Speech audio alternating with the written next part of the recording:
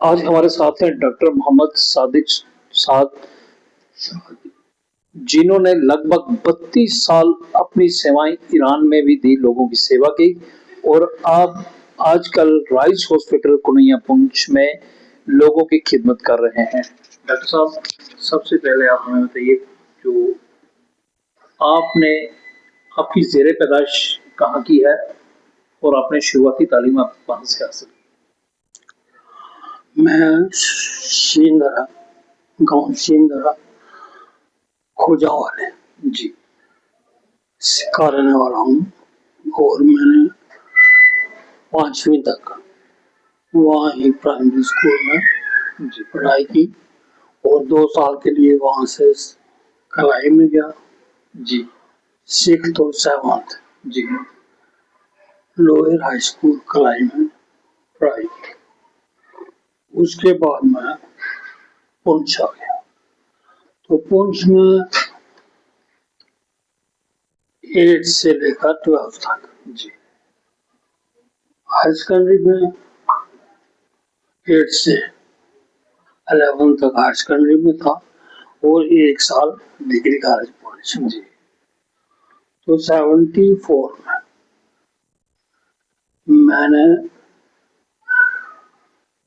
जो है मेरी जो सिलेक्शन है गवर्नमेंट मेडिकल कॉलेज जम्मू में 74 में हो गई। जी और वो उस साल पहला साल था जब हमारा जम्मू मेडिकल कॉलेज बना। जी तो मेरा फर्स्ट बैच था मेडिकल कॉलेज जम्मू और उसमें जाके मैंने, और उसमें हमारे साथ कुछ ऐसे और डॉक्टर भी थे, यहाँ पे स्टूडेंट्स थे जिन्होंने 2 साल श्रीनगर में पढ़ाई करके उनको भी गवर्नमेंट में शिफ्ट किया जी जम्मू में कि हमारा कॉलेज जो है वो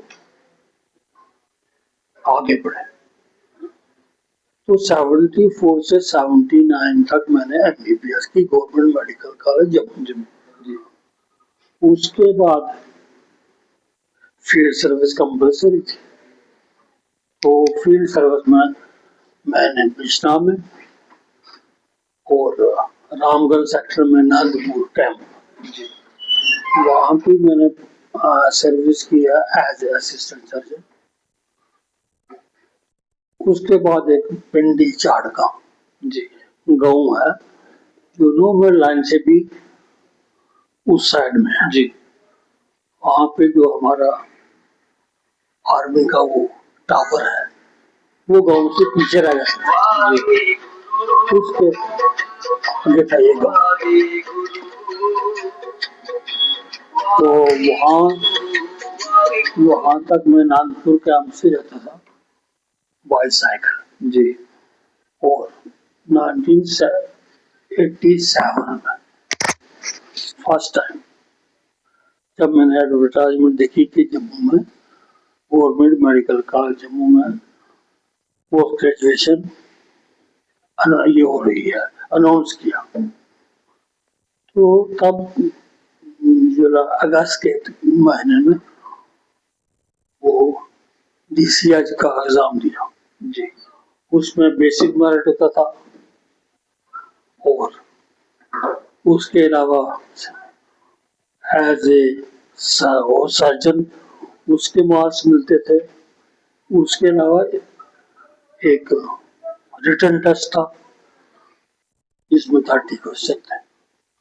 उसके अलावा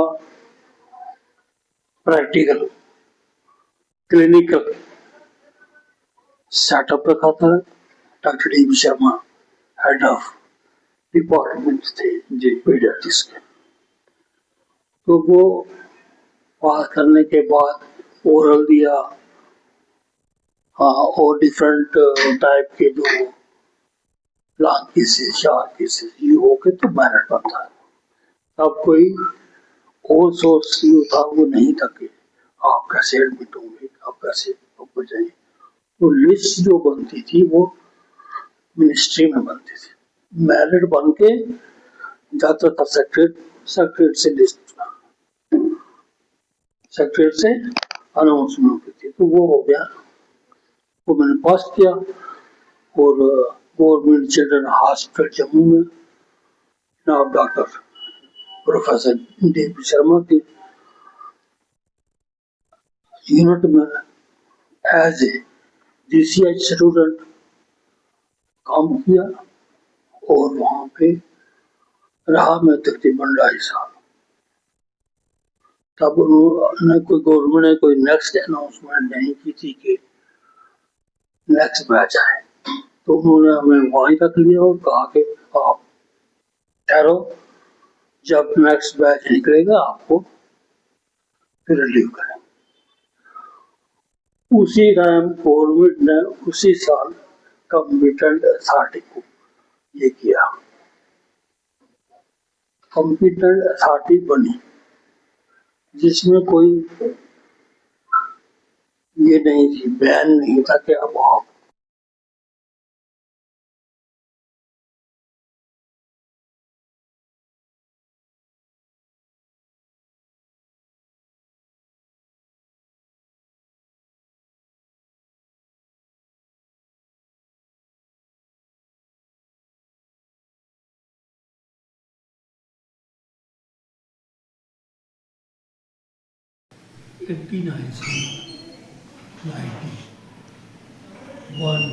दिसंबर तक श्रीनगर में MD की। वो टाइम ऐसा टाइम था जब हमारी स्टेट बहुत डिस्टर्ब थी जी। तो वो पास करने के बाद जब मैं अभी थोड़ा लीव नहीं हुए थे, हॉस्टल में रखते थे, तो देखा कि एक advertisement government of Islamic Republic of Iran ने निकाली है कि उनको स्पेशलिस्ट लोगों की ज़रूरत है। तो उसमें जाके मैंने इस्लामिक रिपब्लिक ऑफ ईरान की एम्बेसी में बाराकम्बा रोड दिल्ली में इंटरव्यू दिया जी। उसमें 5 महीने के बाद वहाँ से लेटर आया कि you are selected as a paediatrician. उसके बाद उन्होंने बोला कि तुम फारसी याद पढ़ो, तो सब लड़कों ने ये ऑब्जेक्ट किया कि हम दिल्ली में आके इतना अफोर्ड नहीं कर सकते, तो फारसी याद किया। तो फिर उन्होंने हमें बुक्स दी और मटेरियल दिया जिसमें वो सीरीज़ वो बनी होती थी फारसी की। 3, 4, 5 महीने हमने देखी, पढ़ी। उसके बाद नेक्स्ट लेटर आया कि आपकी टिकट आ गई है और आप आके अशोका होटल दिल्ली में वहाँ आपकी टिकट जी। बाई ईयर की ईरान एयरलाइन, फिर वहाँ से जाके बोले ना। तो फिर हम 7 लड़के उसमें 7 स्टूडेंट तेहरान के लिए बुक हुए। दिल्ली से बॉम्बे एयरलाइन आती है, ईरान एयरलाइन बॉम्बे आती है, जम्मू दिल्ली में नहीं है जी। तो वहाँ से जाके फिर हम मिनिस्ट्री ऑफ हेल्थ में, वो वहाँ का मेन डॉक्टर तेहरानी इधर